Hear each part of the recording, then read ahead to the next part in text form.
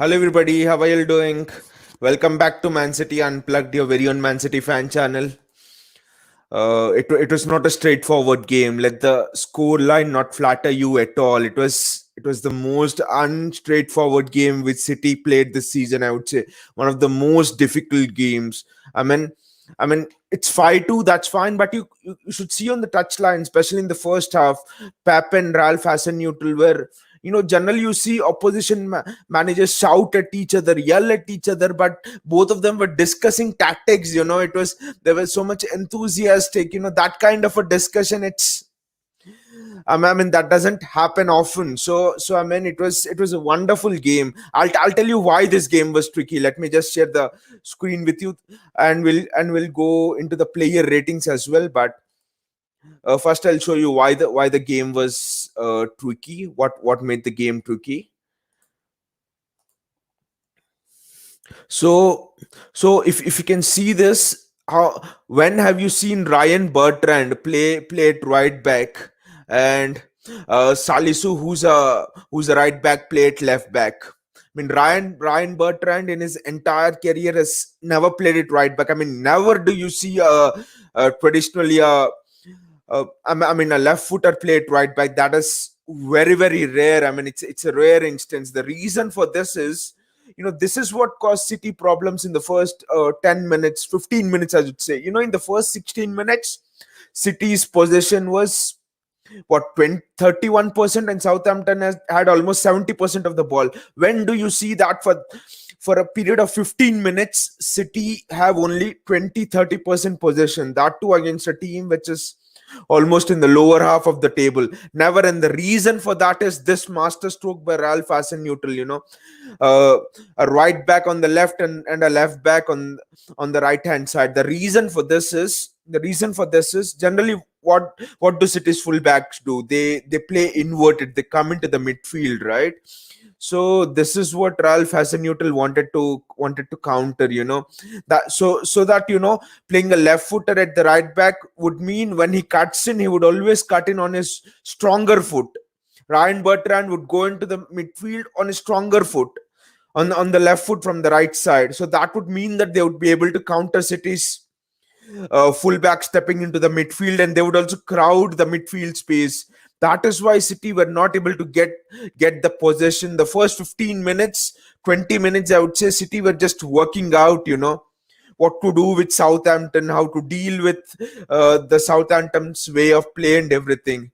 That's why, even Pep was even Pep was bemused, and he was having a tactical discussion with Ralph Hasenhuttl. So I mean, it was a really intriguing game. I mean, yes, City got the first goal, but then uh, but then the game was not straightforward. Amaric Laporte made a mistake in from a corner. He just tackled. It was just a rush of blood, and Southampton got that penalty, made it 1-1, and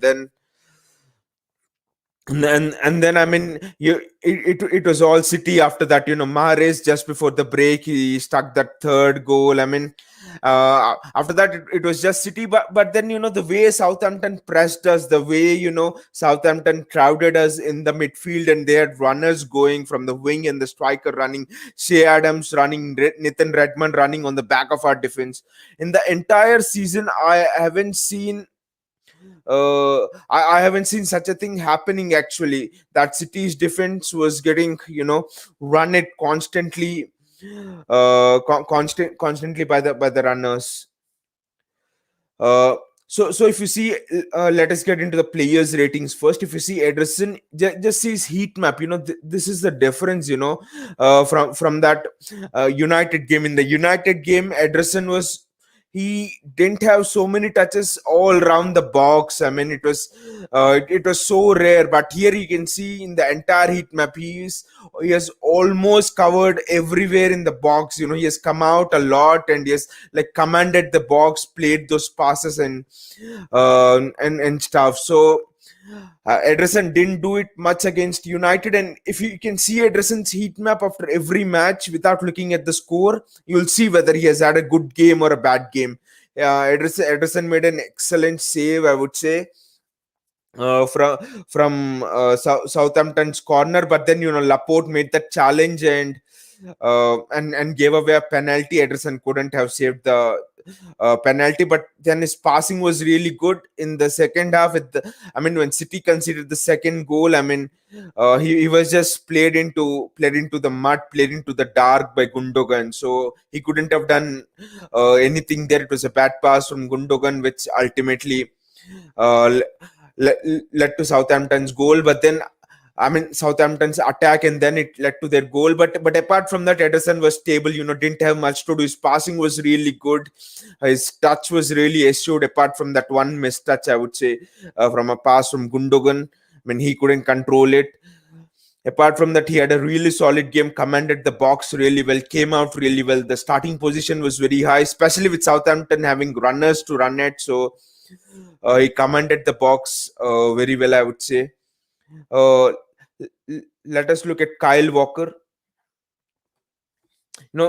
If you see the touch map of Kyle Walker, you could see there are just a few insteps into the midfield. Other than that, Walker was just running up and down the wing. The reason for that is Ryan Bertrand and Salisu from the other side. They were playing on the opposite sides, left back at right back and right back at left back, like I told you at the beginning. So that meant that Kyle Walker couldn't step into the midfield as often as it does. So, but it was a problem that was eventually solved. Walker was raiding the entire flank constantly, and that was a big menace for Southampton. Other than that, Walker was really solid in his defense. He made one or two surging runs. I mean, it is much better.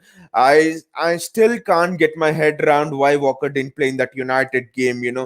There was the threat of Nathan Redmond in this game, and Walker dealt with him really well. Dealt with the pace of Shea Adams really well, and the tactical nose of Walker, especially in the second half. Walker was playing in the center half sometimes with Oleg Zinchenko going upfield and City playing three at the back, and Fernandinho staying upfield. So Walker's was settling into a three at the back. The tactical acumen of Walker was very good in this game. That's one thing that has really impressed me. Ruben Diaz in this game, 6.7 rating, same as Walker exactly. That entire right hand side for City was really controlled. All of the fires for City came on that left hand side, especially with Aymeric Laporte, not controlling many passes. But Ruben Diaz played some excellent balls, switching to Phil Foden.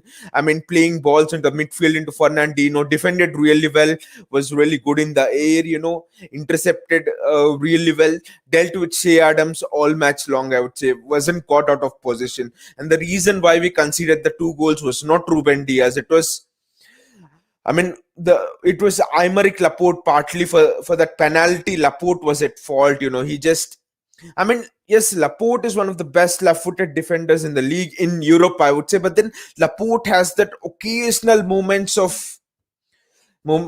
where you generally see moments where he loses his fuse. I mean, not in an angrier way, but then he has a lapse of concentration. That's the word, which Kyle Walker used to have 2 seasons back, you could say.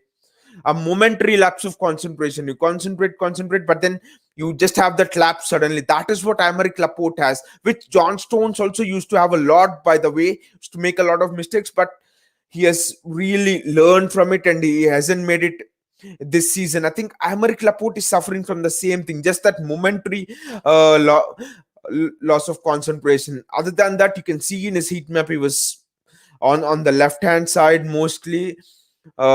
He made one good block. I mean, his tackling was really good. He didn't lose much possession. So I mean, Aymeric Laporte had a solid game, but he had that one momentary lapse of concentration, which costed us the goal. Again, I think looking at this, would you really start Laporte in a big Champions League game? Quarterfinal, for example, against a PSG or a Bayern Munich. I don't consider PSG a big team, by the way. So a quarterfinal against a Bayern Munich, for example. So I think Pep would think twice before starting Aymeric Laporte in big games, because that momentary lapse of concentration. Or is Laporte a player who needs to play constantly in order to uh, have that confidence in him and not make that mistakes. We don't know, but right now you can't play Laporte all every game. It should be rotation since John Stones and Ruben Diaz are in such good vein of form. So Alexander Zinchenko, I mean, if you look at Zinchenko's heat map again, like I said, I'm showing you the heat maps of both the fullbacks because that was the tricky part of the game. City took 15-20 minutes in the game to understand how, I mean, how to play, how to counter that Southampton threat of playing a left back at right hand side and right back and left hand side. See, Zinchenko was just riding down that side, and he was responsible for the first goal. He played in Foden, and Foden played in Foden hit the shot which De Bruyne tucked in of the rebound. So it was Zinchenko's neat slice of play which really led to the first goal. And then in the second half, he made a good recovery run. Zinchenko, for me, was one of the stars of the game. He was the best defender in the game of City's back four. I mean, he was so assured. His recovery pace, I mean, stunning. I didn't know that Zinchenko had such a good recovery pace. It was just stunning. Again, you can see the difference and the way he adjusted tactically. Didn't step into the midfield at all. Just right at that flank. One of the best defenders for City, I would say, in this game, Kevin De Bruyne. He's bang on form. Kevin De Bruyne is bang on form. Made that right hand side his own, I would say. I mean, it's just not that right hand side. If, as you can see in the heat map, he goes everywhere. He was playing. I mean, City played as a false. City played a false nine in this game, and De Bruyne was the one who, for the first 15-20 minutes, who was playing in that striker role. Of course, City were rotating, but it was De Bruyne who was in that role. I mean, this is what exactly we expected City to play against United. Play a false nine with Bernardo and Gundogan in the midfield and De Bruyne up front. And they could always exchange position. But De Bruyne's bang in form is back in form. I mean, all of the critics who criticized him in the last game, everyone, De Bruyne's back in form. He was assured in possession, didn't lose the ball at all. His passing was really good, and his back on goals also. He scored 2 goals. I mean, I think he would have had a hat trick if Pep didn't take him off. He played those balls confidently. Uh, for Bernardo Silva and Phil Foden to run into his switch of play was excellent. So De Bruyne's back. I mean, De Bruyne's defensive work was so much assured today. So De Bruyne's bang on form, back in form, I would say. Fernandino didn't have the best of the game, I would say. Though he made some really good challenges. I mean, he made 1 or 2 reckless tackles and gave away fouls in dangerous positions. Especially with Ward-Prowse, you can't afford to give away fouls in the dangerous positions. I mean, but for one moment, it didn't seem that age was catching up with Fernandinho. I think City should give him that 1-year contract. He was very assured in possession. My only problem with Fernandinho in this game was he gave away those reckless fouls, 1 or 2 fouls. Apart from that, he made some excellent challenges. Fantastic. He nicked the ball really well, read the game excellently well, was there in all of the positions. You can see in the heat map how optimized his play was, covered all the areas of the pitch, still showing that mobility. It seemed as if Fernandinho was just 27, 28 and in his prime, I would say. It seemed Fernandinho was back to his best. The reason for that is he was making those surging runs forward. He was nicking possession and really made some great surging runs forward. So Fernandinho dominated the midfield for me, and he was the oldest. He was 35, and he was the oldest in that midfield from both the teams. And Southampton had, great energetic players in the midfield, young, 18, 19 years old in the midfield, but Fernandinho was the boss. Aika Gundogan, my man of the match, I would say. He didn't have the goals, he didn't have the assists, he had only 1 goal. People would argue that Riyad Mahrez should be the man of the match, but the way he nicked possession, the way he picked up his moments to search forward, those were the really important things. That's why I'll give him the man of the match. When City were suffering in the first 15 minutes, he really slotted aside Fernandinho, took all the body blows. He suffered without possession, tucked in alongside Fernandinho, was running around, making those sacrifices for the team. And when the moment came, I mean, the goal he scored, it was a rebound of the post. I can only imagine that Sergio Aguero was the one who could have anticipated the ball to rebound of the post and tuck the ball in. So Fernandino's goal scoring is back, and luckily I had Fernandino in my fantasy team, and I've got some extra points. So for Fernandino, I mean, sorry, I've had Gundogan in my fantasy team, and I've got some extra points. So Gundogan for me is back to his goal scoring form. I mean, what a fantastic thing from City. De Bruyne is back to his goal scoring form. Gundogan is back to his goal scoring form. I mean, superb, really good. Now this would be a double-edged sword for all the teams, because earlier on in the season you only had Gundogan in goal scoring form, and De Bruyne was rusty in front of goal. Missed that penalty against Liverpool, missed some really good chances against Chelsea in that fixture in December, which turned our season around. So I mean, it's fantastic to see both De Bruyne and Gundogan back in form. But Bernardo Silva for me, I would not say is the man of the match, is the star of the match, and the reason for that is the work rate that he gives. I mean, City were in the same position, they gave the ball away, uh, and I mean, I think it was Ryan Bertrand who had the ball at the edge of City's box, and Luke Shaw in the United match was free, but here Bernardo Silva came on the back of him, nicked the ball from him, and started another City attack. Bernardo Silva running back from the false nine position to the edge of City's box and nicking the ball back, and then starting another attack, and again going and running onto the wing. That is what Bernardo Silva is. He was the engine of the team.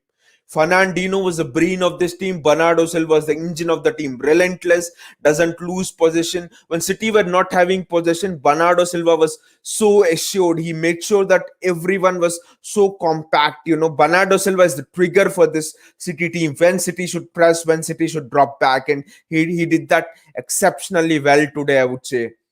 Look at his heat map all around the pitch. I mean, it is concentrated mostly on the left hand side, linking up with Zinchenko and Foden, but he was all around the pitch. I must say, fantastic link up play, assured in possession.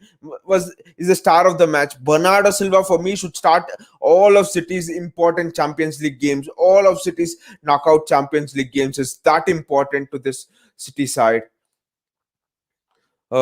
Riyad Mahrez for me is the man of the match. I mean, I just said Gundogan's the man of the match, but I would just probably share it with him. Both Gundogan and Riyad Mahrez are the man of the match, because yes, he has scored 2 goals. He had 1 assist. His play was scintillating. The way Riyad Mahrez was taking on shots. The way Riyad Mahrez had his counterpart Salisu on toast. He was just beating him on the inside and on the outside, and on everything like that. I mean, I'm really sorry. The page had just refreshed. I think I'll. Yeah, so the way Riyad Mahrez was having his opposite fullback on the toast. It was just fantastic, and look at his discipline. Look at his heat map. Stuck to his left hand side, tracked back really well today, much better when compared to that United game. But look at his heat map. He's not all over the pitch. This Riyad Mahrez is not desperate for the ball. He knows the ball will come. He just has to hold his possession.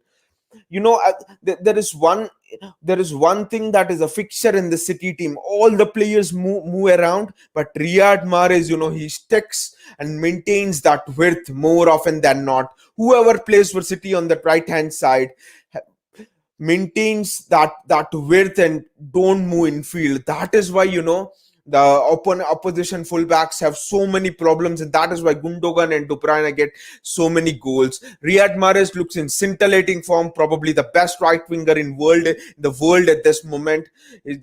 Just having his fullbacks on, really on jam. He's having his fullbacks like bread and butter. He's just taking them on the inside, on the outside, and the confidence with which he's taking shots. This is the Mahrez which we bought from Leicester. This is the Mahrez that had won Leicester the title. His positional sense, his tactical sense.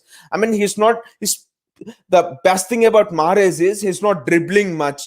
For, people say how can Mahrez improve from Leicester to here? He was a better. He was already one of the world's best at Leicester. I'll tell you how we can improve. If you can see this match, Mahrez didn't dribble much. He picked his moments when to dribble, and the way he picked his moments was, if he decided to dribble, he didn't lose the ball. He had the beating of his fullback. Only then did he decide to dribble. That sense of decision making skills. That is what is meant by Riyad Mahrez reaching to that world class level. Yes, Riyad Mahrez is at that world class level now. His decision making, when to pass, when to dribble, when to shoot, not taking many shots. When he takes a shot, Riyad Mahrez makes sure that he tests the goalkeeper at least.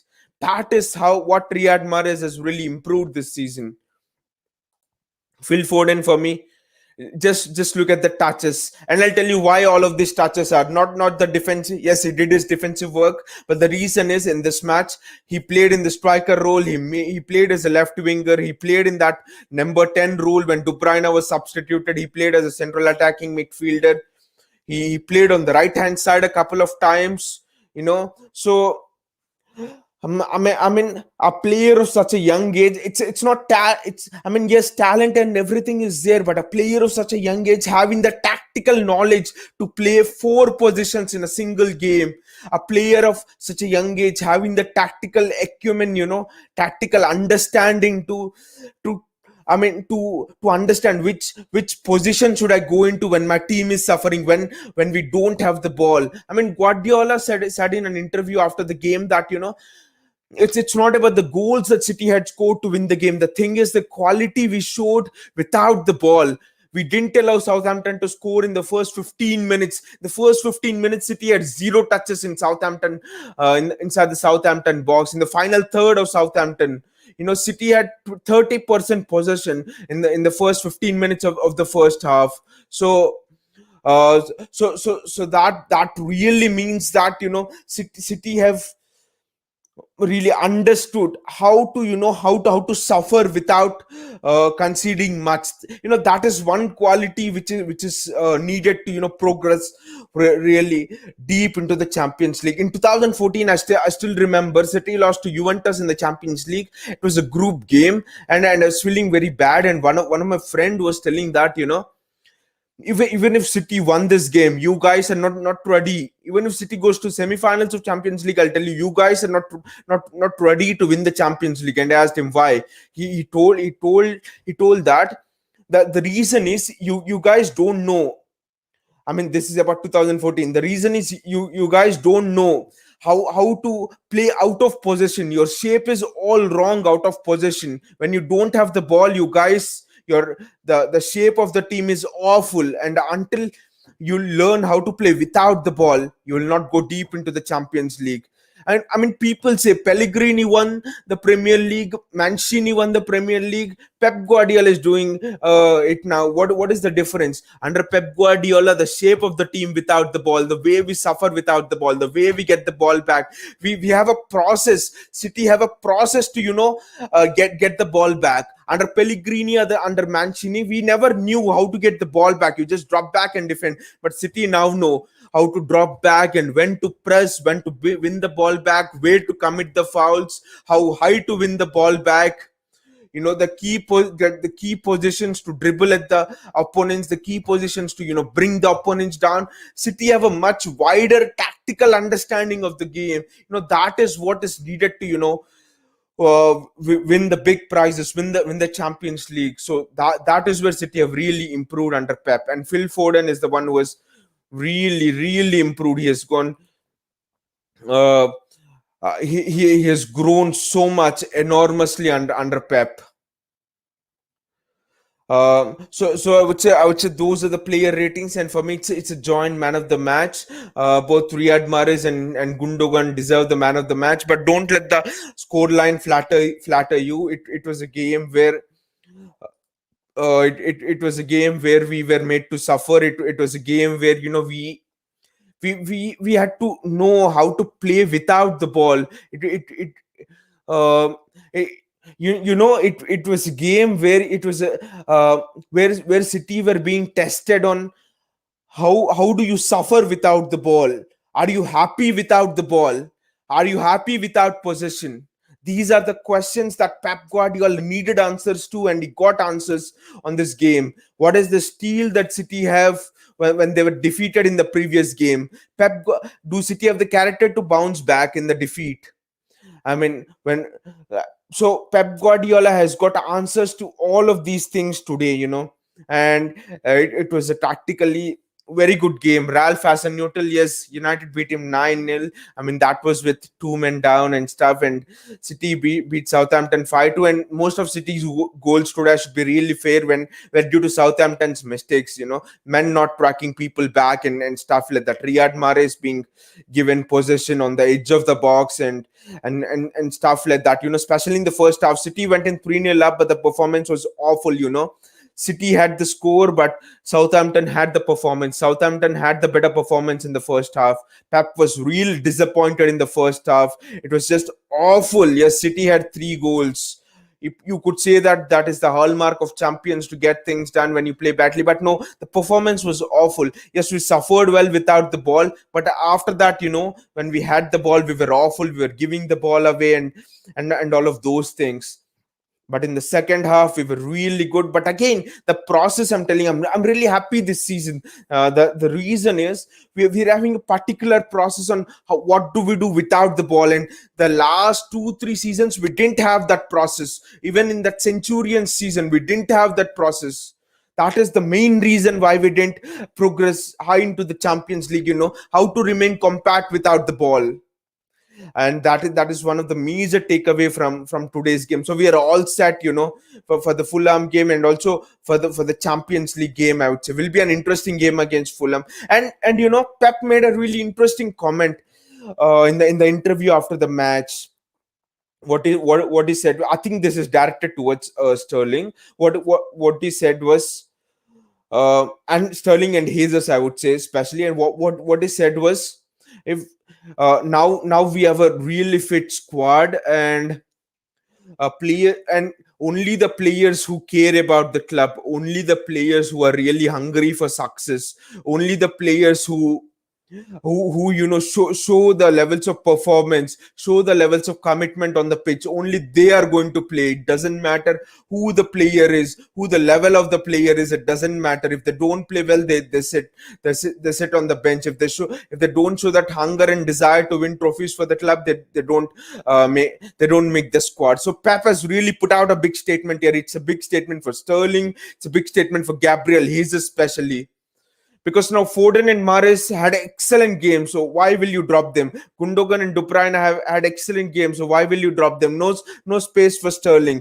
Aguero, the runs Aguero was making, just a word on him, I forgot about him. The runs he was making, excellent. If the clever positions he was taking up, he had a near post shot. Aguero's back, I would say, because the positions he was taking up, the runs he was making, the way he was prowling around the box, all of these shows me that Aguero is back. I really want Aguero to start against Fulham. We need Aguero. We have played Kevin De Bruyne into form. It's the same way I want Aguero also to be played into form. And Benjamin Mendy also looked sharp. He had 10 15 minutes at the end.